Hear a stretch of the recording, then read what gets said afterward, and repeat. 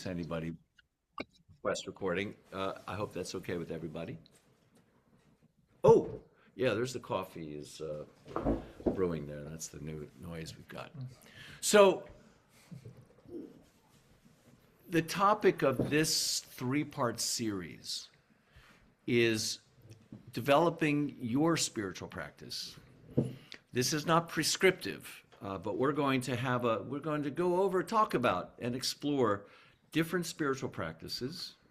Some are universal, some are unique to Judaism, and encourage each other to choose or develop whatever practice works for us. And they can be very different. And I think this is like a workshop that will benefit me as much as it could benefit anyone else.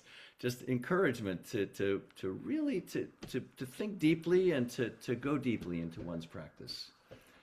And so I'm glad to have all of you here. I think it's wonderful to go around the room to introduce who you are, say who you are, and to say just briefly if you have a spiritual practice, and maybe what that is. Maybe we'll keep it to a minute or two, but I know there's a lot of wisdom to be gleaned from just the people here. Let's begin with those who are here in person, if that's all right. Debbie, would you be willing to start us off? Do I have a spiritual practice? I would say no, but I'm in search of one, right? In here. Yes, we'll move you a little closer so you can hear. I read, I pray, not always on a regular basis. I'm mostly reading now and sorting through things, and yeah, so Excellent. I'm in search. That's why I'm here. Great. I would say for me, gratitude. Say your name. Oh, sorry, Laura. So I've been, working on the gratitude, for years now, ever since I was taught about that. And I make a practice of doing it pretty often, especially when I'm swimming. I love to swim, and it's kind of meditative for me. And sometimes almost, the whole time I'm swimming, I'll be just going through things that I'm grateful for. And then also I was reminded today of just being outside. I went for a walk in the Santa Cruz Mountains today, and I was with a group of people and they were chattering all over the place, but every once in a while I got a little off by myself and was able to just pause and breathe and feel the trees, And so I'd say that, and gazing out at the ocean whenever I can. Thank you. Hi, I'm Sigal. I'm gonna ditto what Laura said. Definitely being outside and pausing is amazing. And I've actually realized as you were talking, Laura, that I also have a gratitude practice. I've been writing a gratitude poem every morning. Ooh. So I think that's a spiritual practice. Yeah. I used to meditate a lot, and it's become a little bit difficult lately. But maybe it can come back. I'm Vaughn, and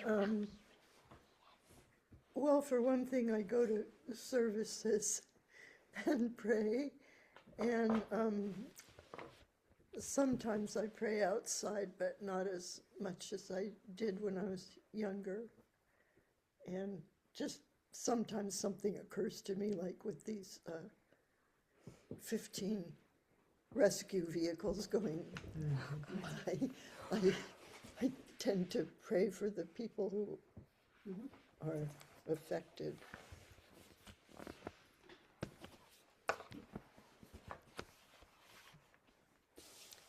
Wendy? Lots of spiritual practices, mostly around Judaism, not all. And I think especially for me, the holidays and the cycles and seasons are, even though I do a lot of blessings every day and prayers every day, the cycles and seasons of the days and the whole spiritual aspects of the different holidays. That's a lot what my practice is about. I'll stop here. Good to see you all there virtually. Hi, I'm Aryeh. I like to do a lot of the traditional stuff, First thing when I open my eyes in the morning, Moda ani lifanecha melech chai v'kayam, shehechezarta bi nishmati b'chemla raba emunatecha. Thank you, God, for waking me up. You've given me back my soul. And then when I drag myself to the living room, we brew some Chinese tea, and Wendy and I do a Taoist tea ceremony. And while we're drinking our tea, we say the morning prayers, the traditional prayers. We say the Shema, we say the Amida, we do a little meditation, and various prayers throughout the day. Last thing when I go to bed at night, I say the traditional prayer of the Shema at bed, where we say the forgiveness prayer. I forgive every person who hurt or offended me, damaging my body, my spirit, my property, my reputation, etc., etc. And just work on forgiving everybody. So there's a whole beautiful cycle of traditional prayers throughout the day that help shape my day.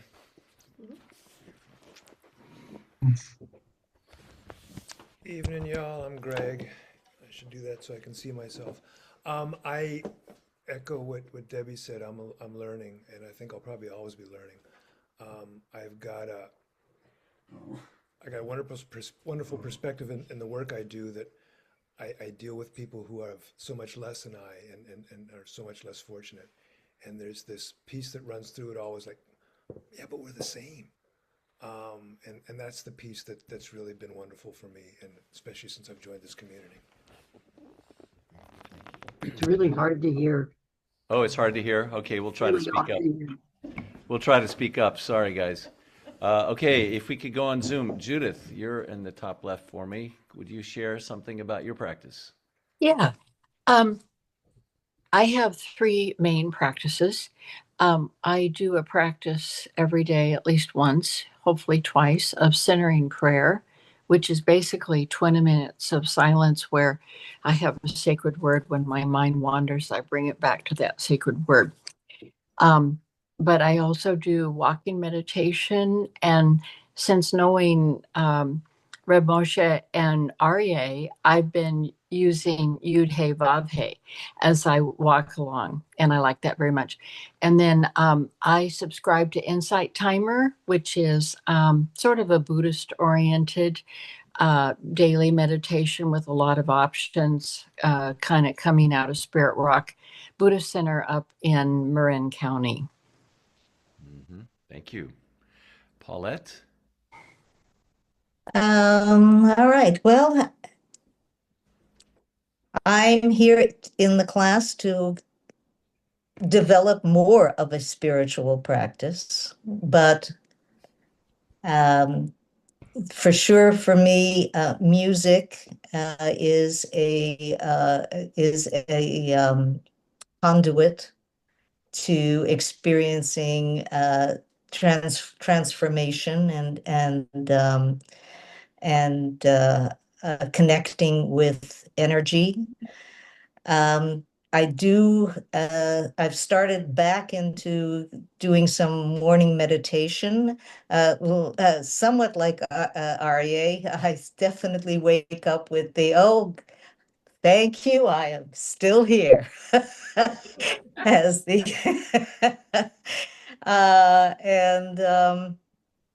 and then I do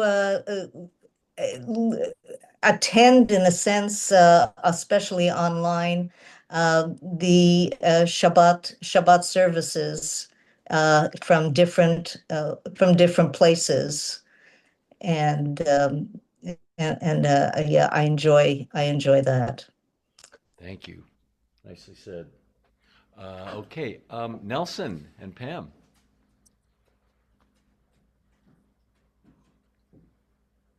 Well, I'm still, like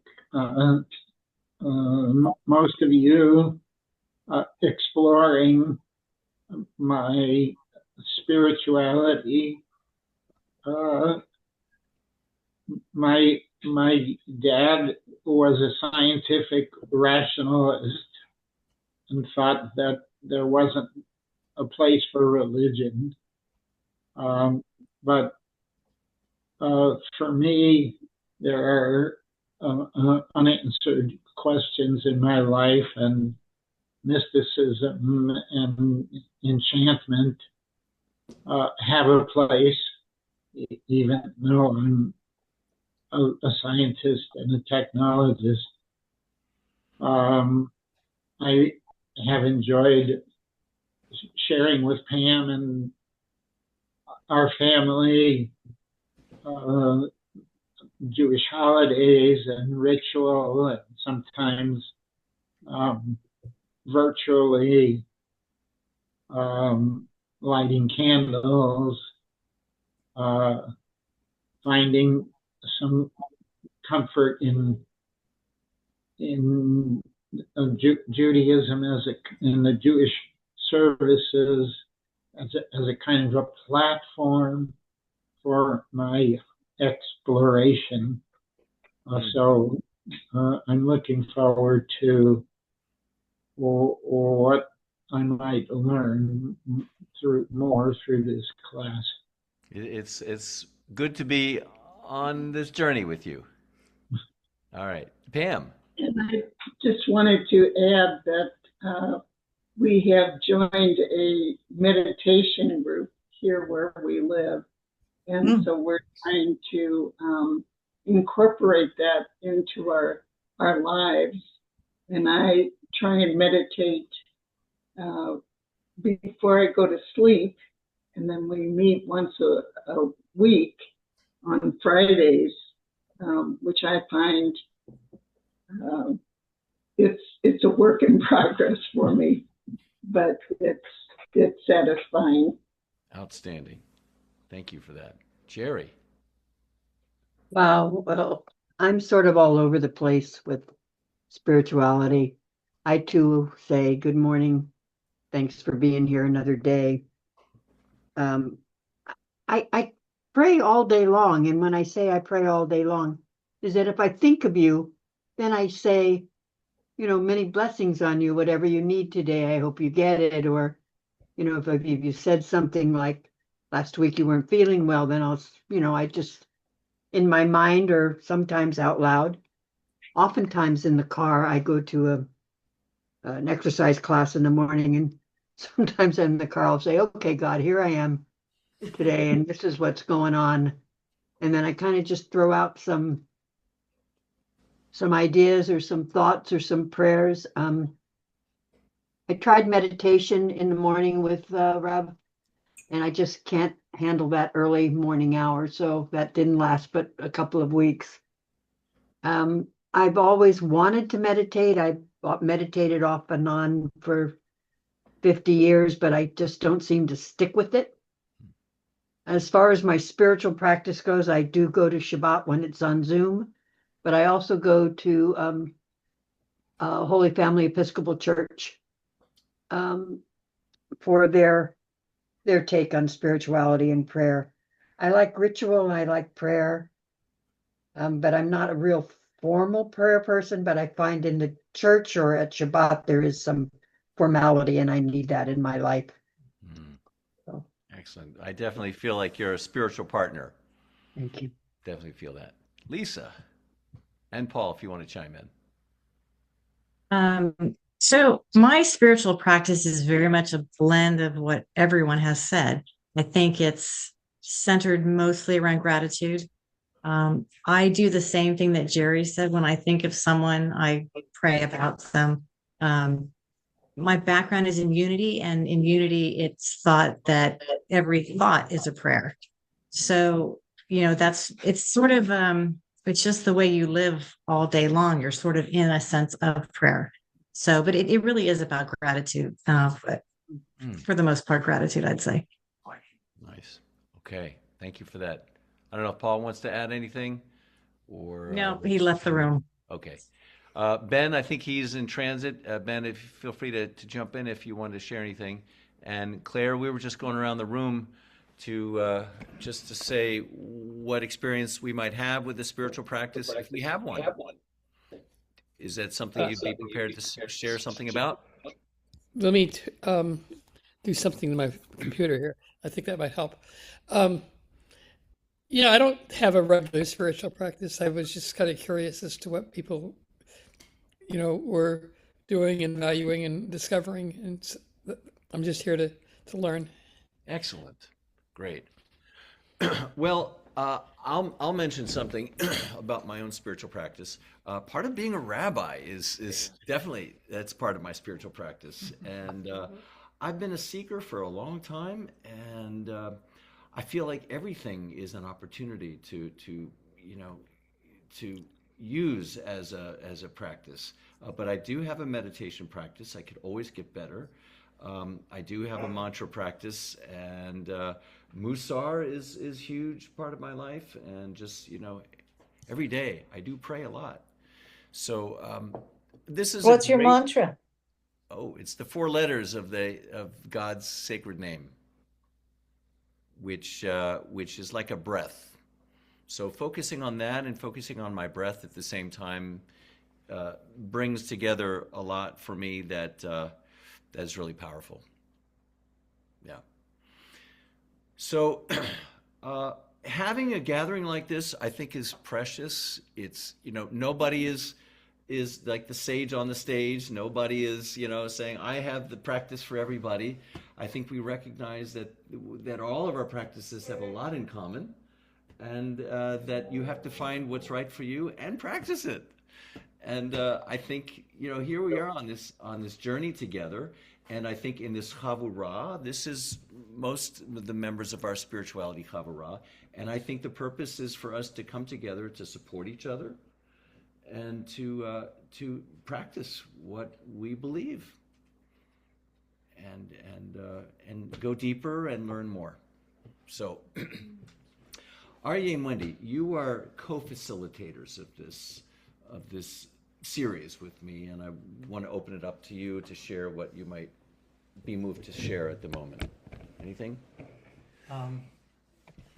Reb Moshe, are we going to talk about blessings since it's Tu B'Shvat? That's right. You move the mic closer to him, please. Okay, let's do that. Okay. This is handy. Hi, everybody. And I'm going to talk to the live people too, everybody, right? We talk to each other. I was wondering whether that Baal Shem story might be relevant for talking about blessings. Sure. Right? Yeah. Reb Moshe has been talking about Tu B'Shvat. And what's the mitzvah of Tu B'Shvat? It's to bless the fruits. And we were reading last night in the ancient sacred text that if a person who eats a fruit and doesn't bless it is called a robber. Why are you a robber? Because they said, these Kabbalists were saying, that the fruit has an angel, and if you don't bless the fruit, the angel is kind of starved. It needs blessings. And if the angel is full, then there'll be more fruit. More fruit will come. But if you just eat the fruit, don't think about it, don't bless it, then there'll be less fruit next time. You're eating into the principle. Exactly. I think if we take that as a metaphor, for me, Torah isn't about literal meaning, it's metaphors. If you take that as a metaphor, are we eating the fruit of the earth and not blessing the angels that produce the fruit? But okay, here's a story. The Holy Baal Shem Tov, the founder of Hasidism, one of our great spiritual masters. So one of his trusted Hasidim was a guy named Reb Wolf. And he just loved the Baal Shem. He loved being with him. He learned. But at a certain point, he had to move to a town that was a few miles away. And back then in the 1700s in Poland, a few miles away would be like, catching a plane for the East Coast over here. So one week, Reb Wolf gets a note from the Holy Baal Shem Tov. He says, I really want you to be with me for Shabbos. If the Holy Baal Shem wants you to be with him for Shabbos, wow, you better be there. And Reb Wolf was remembering what it used to be like with all his friends. They would be there, they would sing, they would rejoice, they would celebrate. Okay, so he has a little one-horse wagon with wooden wheels, and he loads a few items in there, sets off down the road. So it turns out it's Friday afternoon, and he's getting close to Mezebizh. Sun's going down in the sky. You know, and if you were a Jew in Poland in those days, you don't travel on Shabbos. So what happens? Hits a bump in the road, just like the accident over here on the highway today. Anyway, he hits a bump on the road, the wheel comes off his wagon, and he by himself can't put it back on. He's stuck in the middle of nowhere. What's out there? There's a bunch of trees. What's he gonna do? So he manages to push the wagon over to the side. He finds a place to sit down. He ties his horse. He happened to bring a little wine and some challah so he can bless the wine, bless the bread, say a few prayers. But he's really sad. He's there all by himself, and he wants to be with the Baal Shem Tov. But he says some prayers. Goes to sleep, wakes up the next morning. It's Shabbos. He's all by himself. His heart is broken. But he's got to say the prayers. So he says all the blessings that we say traditionally on Shabbos. And he blesses the bread, he blesses the fruit, you know, he does the Amida, he does all those blessings. Goes through the whole day just by himself, his heart broken, saying blessings. Finally, Saturday afternoon, the sun is setting. Says Havdalah, it's no longer Shabbos. He wanders around and he finds a farm, talks to the farmer, can you help me get my wheel back on? Farmer says, yeah, he gets his wheel back on. Next day, Sunday morning, rides down the road and he gets to the Baal Shem's house. The Baal Shem lives in a little house in this little town called Mezebizh. And there's the Baal Shem sitting on his porch. So Reb Wolf, he's feeling very embarrassed. The Baal Shem invited him and he didn't show up. So he goes up and he says, Rebbe, I'm so sorry, I really tried. Baal Shem Tov gets off up from his chair, walks down, gives him a hug. They're still there. Oh, there's somebody in the waiting room. Let me let them in. Oh, the waiting room. Yeah. Let's see. Are we all in the waiting room? Yes, we are, technically. Let's see if that works. Okay. I see a wolf. No, that's a dog. Okay. Suzanne. Oh, there's Suzanne. Hello, Suzanne. Anyway, the Baal Shem Tov, Reb Wolf is crying. I'm so sorry, Rebbe. The Baal Shem Tov gives him a hug. He says, let me tell you something. There's a place in the forest where there are trees, and there are souls in those trees that are trapped there. And they've been waiting for hundreds of years for someone to come and bless them so they can be released. They were waiting. That's why I sent you.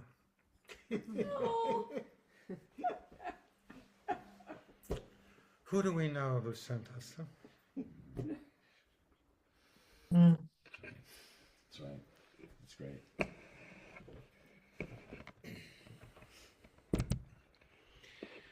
So Well, I can say that I definitely blessed and had again transformative experience today with my first papaya. Talking about fruit, the papaya was just exquisite. And I had my first papaya, which I absolutely love. And it was definitely a blessing for me and a blessing for everything that brought that to me. And it was a wonderful experience. Amen to that. Now, traditionally, one might say a shehechianu at a moment like that. Uh-huh. That didn't occur to you, did it? Well, I don't know it. See, that's why I'm here. Wow. Okay. Yes. Okay. Maybe we should teach one practical thing. Exactly. Yeah. Let's get down to it. Okay. This is the one blessing, I guess, that if we teach a blessing. I would want want to add one more. Okay, we'll have another blessing too. Yeah, Ari's all-purpose blessing. Can't hear. And I do want to mention this book, The Path of Blessing by Rabbi Moshe Prager. It's still in print. I saw that you can get it in Amazon. And it's very good for blessings for the beginners. And at the very appendix at the very back, it gives you The path of blessing. yeah, Okay. a bunch of blessings that you can try out, like the blessing for when you see a blossom for the first time, or when you see the rainbow, or So if you want just a bunch of, That sounds good. that's a good book. But anyway, when you, Oh, let Moshe do the blessing that he's going to do first. oh, okay. Yeah. Do you have a blessing too? You want to? Well, I wanted to, We'll teach. it's one that I learned from Aryeh. It's kind of your all-purpose blessing when you see something wonderful, and on the coast there's so much wonderful That's nature. All right. So Let's when you hear see a beautiful sight, so it's Baruch atah Yah Eloheinu Machalam Ha'oseh Ma'aseh Tovim, who makes everything good. And so that's kind of an all-purpose blessing whenever you Can you repeat that and do that slowly and loudly? do that, Aryeh. Yeah. Okay, I didn't want to go ahead of Go ahead. Go ahead. Rabbi Moshe, who was about to give a blessing. But anyway, I will go since I have his kind by your leave. Okay. Baruch atah Adonai Eloheinu melech haolam Hello. ha'oseh ma'asim tovim. Ha'oseh, who makes ma'asim, Ma'asim creations, tovim, good. Tovim. Okay. Who makes good creations. Something special. Ha'oseh ma'aseh tovim. Nice. Good. So that should get, okay, let's say that anything like that comes up Yeah. will get typed into the next message that Moshe sends out. So we all have it. Okay. Yeah. Yes. All right. That would be good. You gave him a homework assignment. That's right. Send. Oh, okay. Okay. So ma'asim tovim. And the Okay. recording Good. exists. That's right. Okay. So The how about the recording exists. Shehechianu? It's not Hopefully. gonna do it. We should all know the Shehechianu. Many of us do, but there may be some who don't. So it goes like this.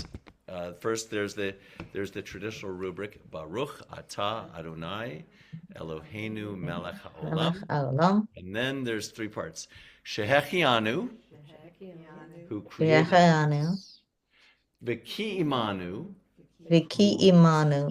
who sustains us, Vehigianu, Vigianu. brings us, Vehigianu Lazman Hazeh. Lazman Hazeh. To this time, to this moment. This moment. Yes. Yeah. It's beautiful. Shall we say it together? Yes. Okay. Yes. Baruch atah Ata Adonai Eloheinu Melech Haolam Shehechianu Shehechianu V'ki Viki Imanu Imanu Viki Vehigianu Imanu Lazman. Asla Hazeh. Amen. All right, and that's a blessing that you say. It's a prayer of gratitude and thanksgiving, and also a prayer that you say when you do something or eat something for the first time in a long time. Yes, very Oh, fitting for my yes. situation. Yes. And that's been set to music. There are several melodies we could do, maybe at another time, or I'll send you some recordings. That's what I'll do. Is that the way it goes? Is that the way it goes? Well, there's Baruch atah Adonai Eloheinu melech haolam Shehechianu Oh yeah. Vehigianu Ve'imanu Lazman Lazman Hazeh. All right. We do it on Hanukkah. That's true. Yeah. Yeah. That holiday isn't just special for Hanukkah. That's right. Yes, Wendy. Yeah, if we're talking about blessing, there's one aspect of blessing also, which is to bless each other, and how that makes each of us feel when we receive a blessing or when we give over a blessing. And there's a quote from Michael Meade, who's somebody I've been reading a lot. He's a mythologist. And he says, when somebody... Am I the only one who can't hear her?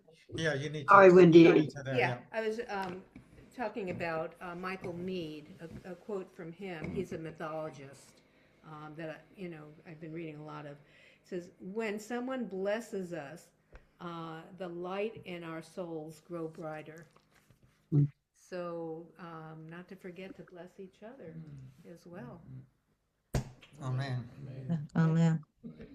I think One spiritual practice in Judaism is telling stories. And so I have a story I feel compelled to share. So I'm going to do that, if I may. Bear with me. This is one that I learned from Mitch Shefetz, a rabbi who passed recently, who wrote a book with his title, The Curse of the Blessing. Ooh. Do you know that one? No. Okay. So this took place a long time ago, some Eastern European city and there was a young police officer, about 20 years old, who was very proud and a little arrogant. He was proud of his uniform and his badges and the shiny metal and his sword, and he would go about, telling people what to do. And he was very, very definitive about that. One day he was walking in the dark one night in the city, and there was a dark alley he walked by, and he heard a voice and saw someone in the shadows there who said, "I don't know what I'm going to do with you." And he thought, well, that's strange, because why would anyone do something to me? I'm the one who would do something to anyone else. And then this person came charging at him, and he took his sword and drew it and held it out, and he impaled the guy. It just all happened so quickly. And this guy is sitting, by the side, leaning up against a wall, and he says, before I go, I'm going to curse you with a blessing, or bless you with a curse. He said, for every day of your life from now on, you have to say at least one blessing per day. So the officer thought, it's very strange why anybody would say this and do this. He's looking down the street to see if there's anyone coming, to try to get help. And then he looks back and he's gone. Poof. So he's thinking this is very strange. Doesn't even know how to write a report about this because there was nobody there on the scene of the crime when, moments later. So anyway, he went about his very busy day, but by the time it was nighttime, he was getting ready to go to bed. He felt his fingers and toes starting to tingle, and it felt like the blood was, not reaching his extremities, and he felt very lightheaded and was starting. And then he remembered what this guy said, and he thought, maybe I should say a blessing. Who knows? So he said, thank you for creating night. And then he felt the blood coming back into his fingers and toes, and he felt, oh, okay, well, I guess it worked, whatever. So he went to bed and didn't think about it. Anyway, he had a very busy day the next day, and when he was getting ready for bed, he had the same sensation, and he thought, well, maybe I should say a blessing this time. What's another blessing I should say? Thank God for my health. And he felt better, and so this kept going on day after day after day. And after a while, he wouldn't wait until it was time to go to bed. He would say something earlier in the day and then not even think about it. Sometimes he would even say more than one blessing a day. Well, it so happened this became a regular habit for him, and people noticed that it seemed to be transforming him, and he was nicer to people, and people liked to be around him, and people would even sometimes ask him for his blessing. And so he would bless somebody for, with good health, or that they should do well in their business, whatever. People would come to him and say, would you please pray for my mother? She's ill, she's in the hospital, or for my son, he's just starting a university. And so he would bless these people.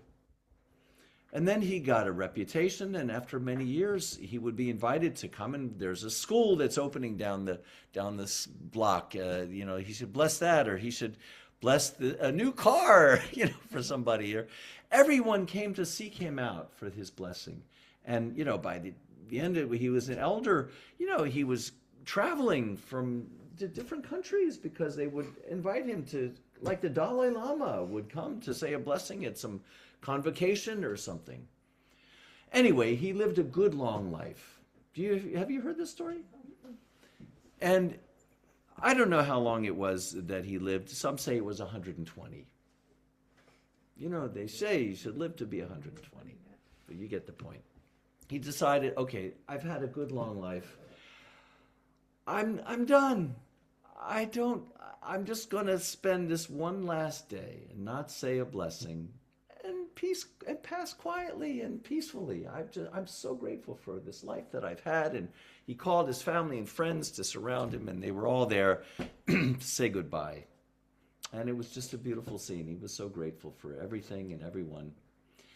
And as the sun is setting and everyone's gathered around and he's starting to have this sensation, he notices some stranger come into the house. And this person that he hasn't seen, well, he's not sure. And he said, come closer.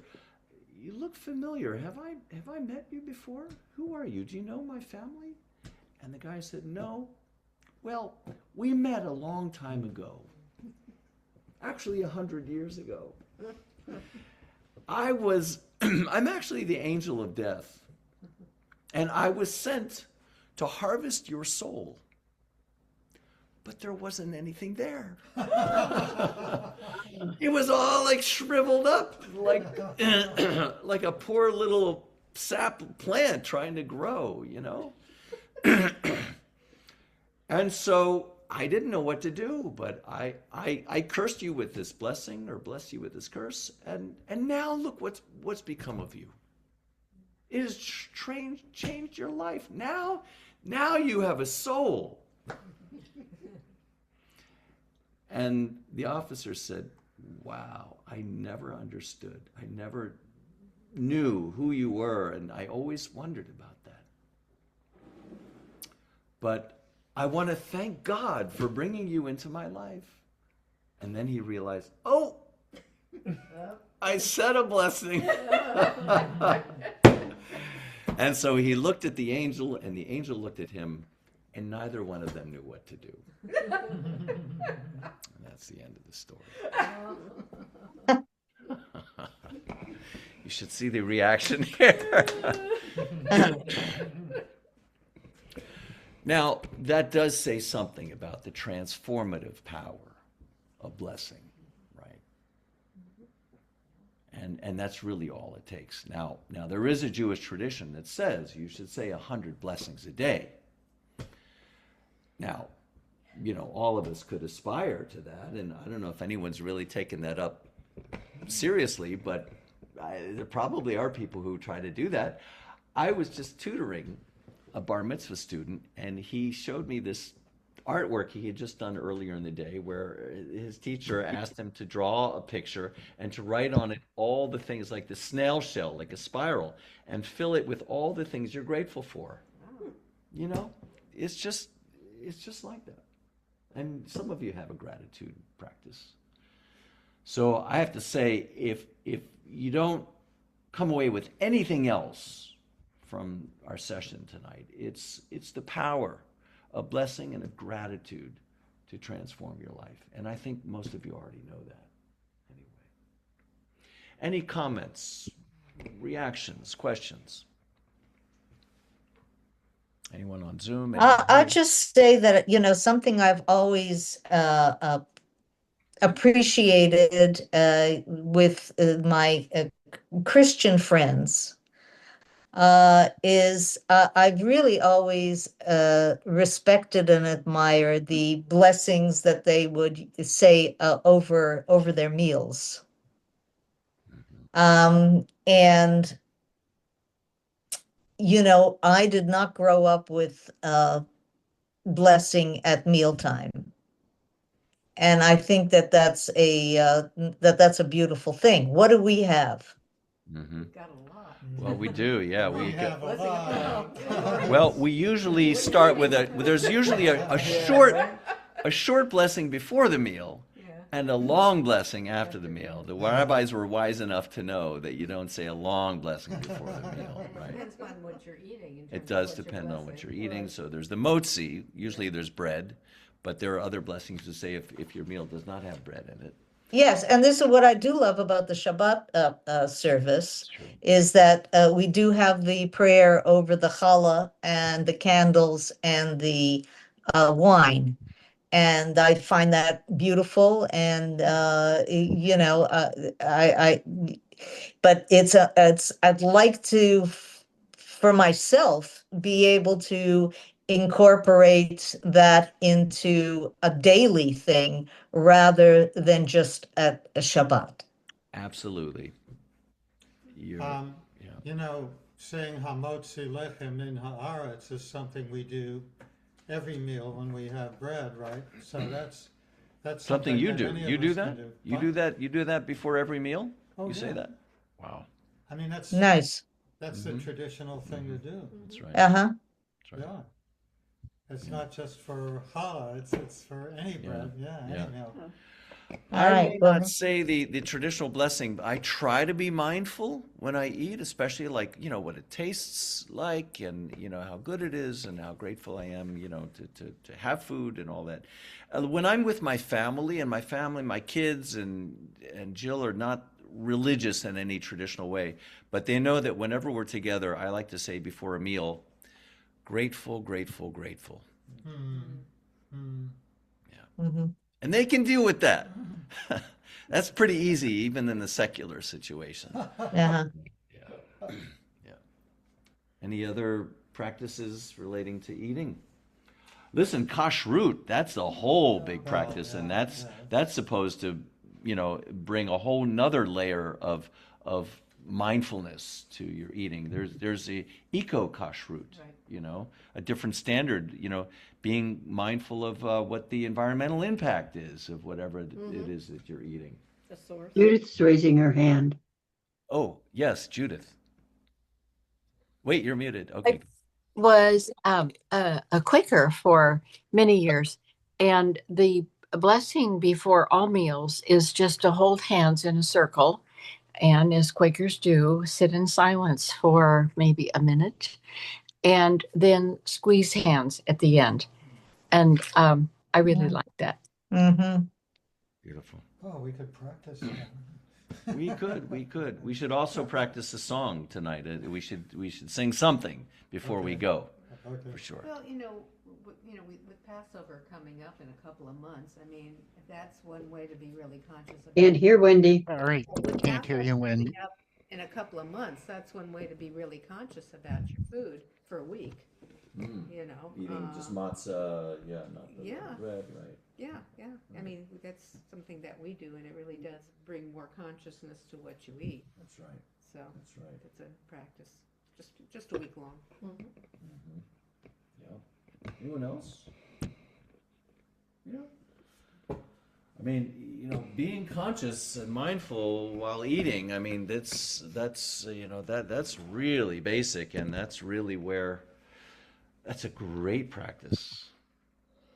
Now, there's something that I don't do, and we don't really do here in our community, and that is the blessing after meals. Mm-hmm. The Yes. beer pot hamazon. Does anybody know that? You probably know that by heart, right? You know that by heart, right? Sigal, was that anything you grew up with? No? No. Okay. Yeah. Very secular. Yeah. So that's an interesting blessing, and that's long. We'll try that sometime. Yeah, I've experienced it in visiting, some of these other synagogues that I went to and had dinner, and they would say the blessing after the meal. Mm-hmm.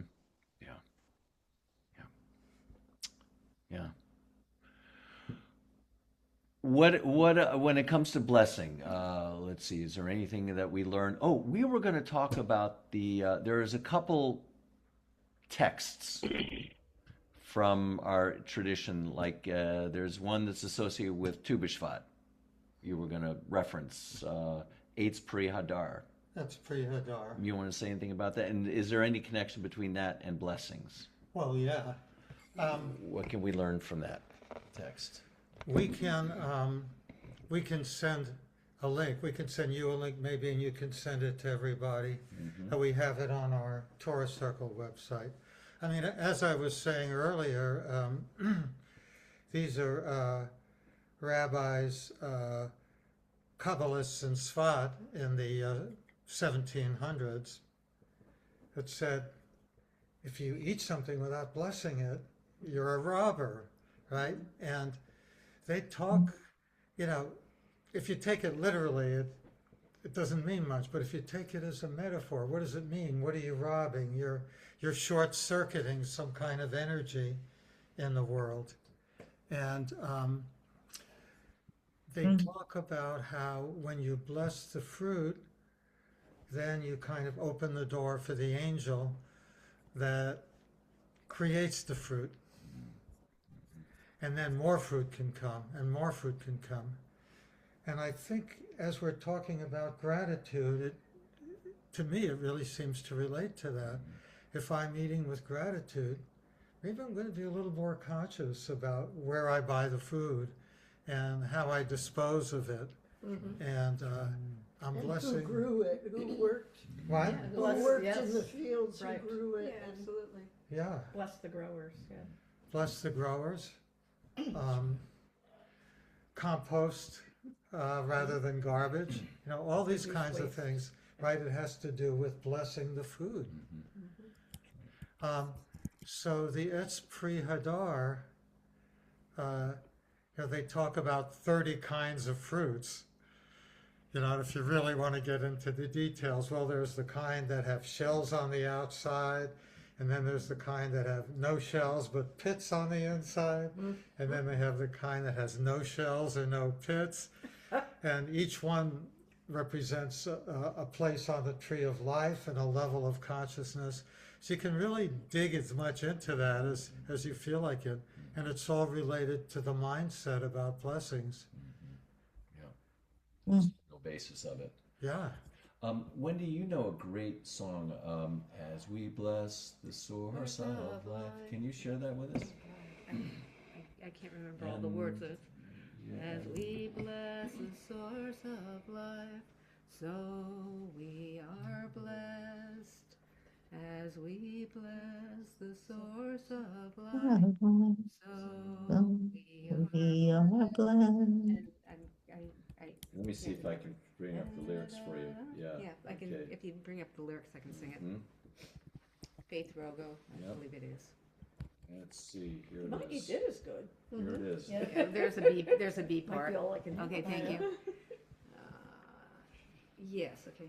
As we bless the source of light, so we are blessed. As we bless the source of life, so we are blessed. And the blessing gives us strength and makes our visions clear.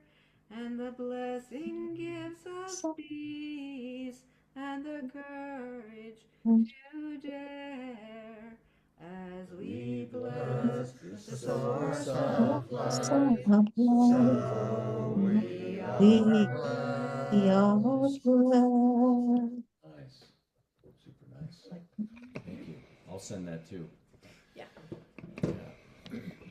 So I put in the blessing that I was taught.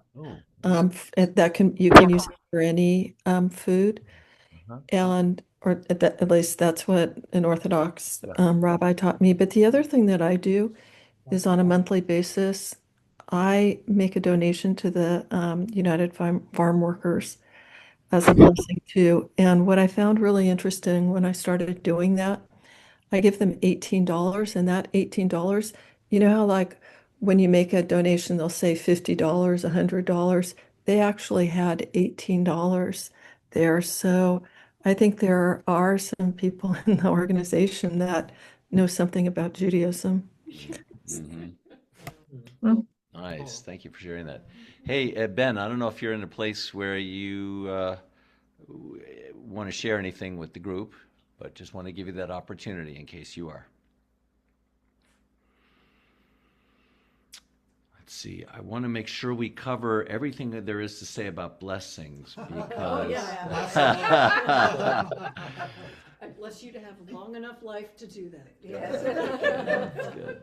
That's good. That's good. Let's see. There were other topics we were going to cover in this series. I think definitely other practices, meditation, prayer. You know, what are some other essential Jewish practices? Well, we were talking about, you know, the four worlds and also the Sefirot.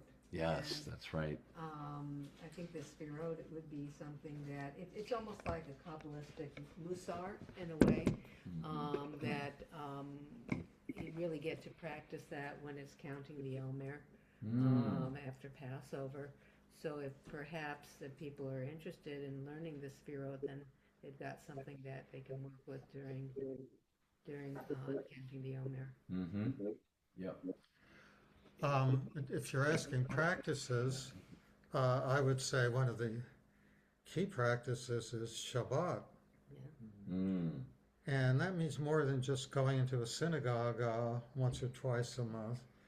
It means unplugging from the world of doing and living in the world of being.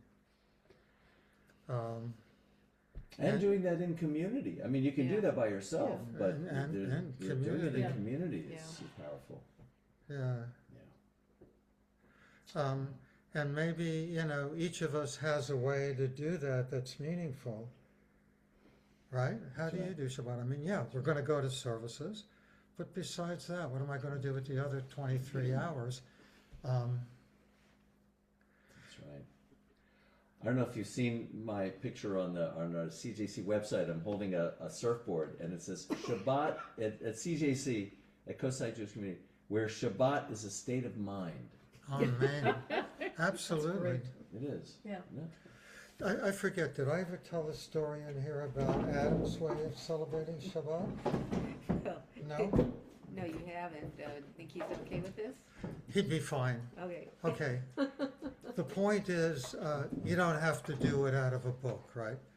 So my son Adam, we used to do Friday night services. A What? former graduate of CJC, I'll have you know. A graduate of CJC. Bar Adam? mitzvah or something. Yeah. Oh, Yeah. okay. Anyway, yeah, he's in his 40s right now. He was just turned 40. So when he was a kid, we used to do a sort of a traditional house of love and prayer Friday night. We'd bless the wine and the bread. Adam grew up. He was out of Judaism for a while, and he decided to come back. He wanted to do it his way. So Friday night for Kiddush, he lights up a joint and smokes a joint.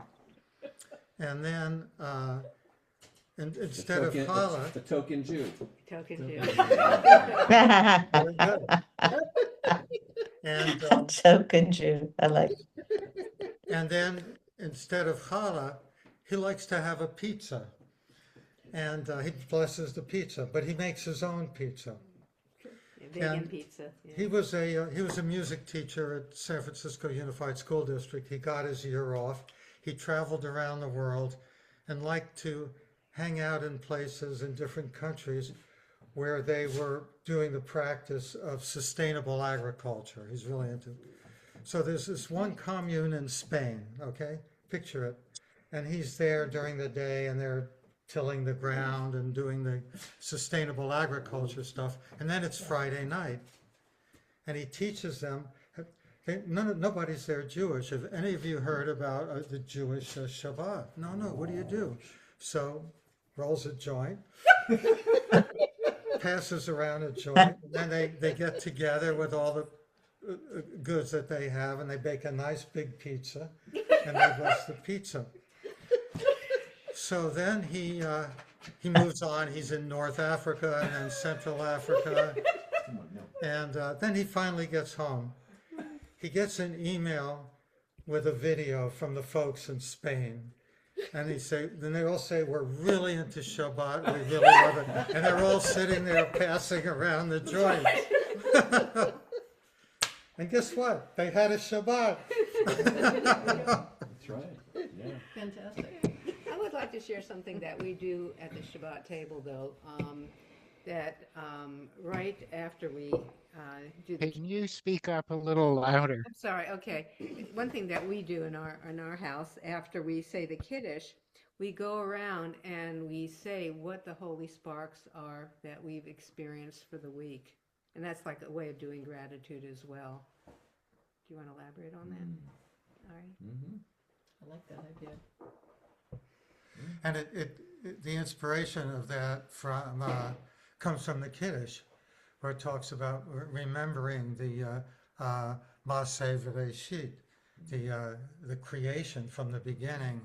And so we're remembering what we've done and created during the week. That's our way of doing it. We come up with some interesting stuff we remember. Yeah. It's just another way to do it. Yeah, what are the holy sparks we've had during the week?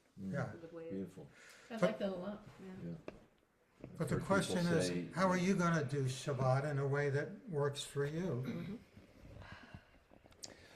I want to say, as we draw to a close here, that I can set this on the floor. Yeah. That this is, this type of gathering, this type of conversation is like my dream come true, because as many of you heard me say, I spent 10 years in an ashram before I really began my Jewish journey. And so when I wanted to be part of Jewish community, I wanted it to be a community that was like the ashram, where you come together to practice together and support each other in that practice. Whereas the model for many Jewish communities was like a country club, or an ethnic club. So, I'm so glad to be in a community like this and to have a group that has a conversation like this. So I'm hoping that when we all come away from this, we are inspired to take up whatever practice we choose and take it up earnestly and to support each other in that way. And saying blessings is great. Doing Shabbat together is great, and celebrating holidays and learning the blessings in Hebrew is really great. Making music and singing. Yes. Making music, and that's the last thing I want to talk about. I think there is something to be said. I think the best thing we could do, and I learned from this from my work as a chaplain, as a hospice chaplain, I think the best thing we can do in our lifetimes is to bless and be blessed by others.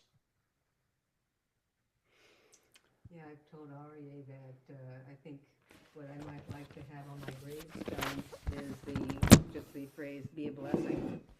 Yeah. Nice. Couldn't hear. Yeah, we missed that completely. Oh, I was saying that one of the things I've been toying around with is, when it's my time on my gravestone, just to have on there, be a blessing, so that when anybody walks by. Nice. Yeah. So I'm going to have us sing a nigun, and in the music, let there be the intention, the kavanah, the prayerful intention that we should. Laura, Yeah, be careful. A bump, a I saw that. lipoma. Yeah. well, he's Yeah, kind of it's sensitive. touchy in general. He's the one that jumped up on me. Yeah. I didn't pull So it we're there. going to sing, Yeah, and the prayerful intention is to bless others that you see here, and to feel the blessings that can come from our merits, and from the blessings that we have to offer. We each have a lot, like a source of blessing that we can allow to overflow, and that we also can be receptive and receive blessings in that way. So I'm going to come over and sit at the piano, and I think we'll do the Hasidic melody, right? I think some of you know this. Let me turn on I think musician sound is on, I think. Don't look at me. The original sound. Yeah. Sounds good. Lai, lai, lai, lai, lai,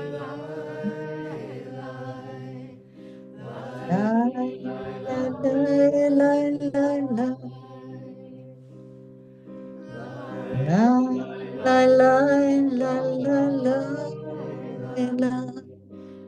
la la la la la la la la.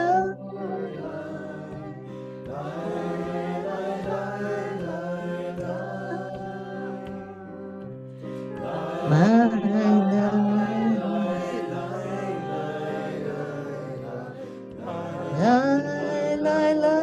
la la la. La la la la la. La la la la la la. La la la la la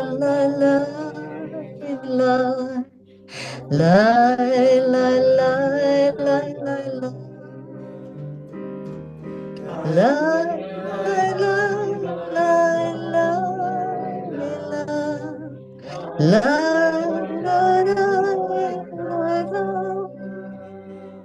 la. La la la la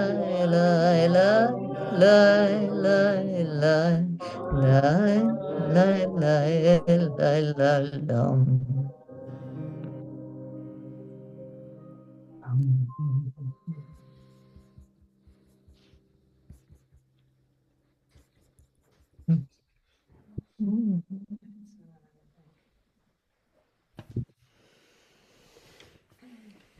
So may you go forth in blessing, and may you go deeper into your practice. And I hope and pray that blessing others and being a blessing becomes an essential part of your practice.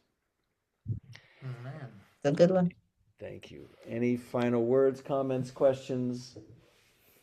We'll be back together again next week, and I should send some homework for you. Maybe a text that I could share. That would be great. That'd be good. We'll I do like that. the continuity. Great. Okay. Yeah, I Well, probably thanks, won't everybody. be able to join next week. Thanks. Okay. All right. Thank you all. Bye-bye. Thank Thanks you. for sharing, Bye. everyone. Thank you. Yeah.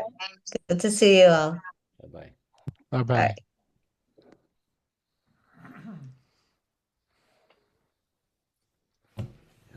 See.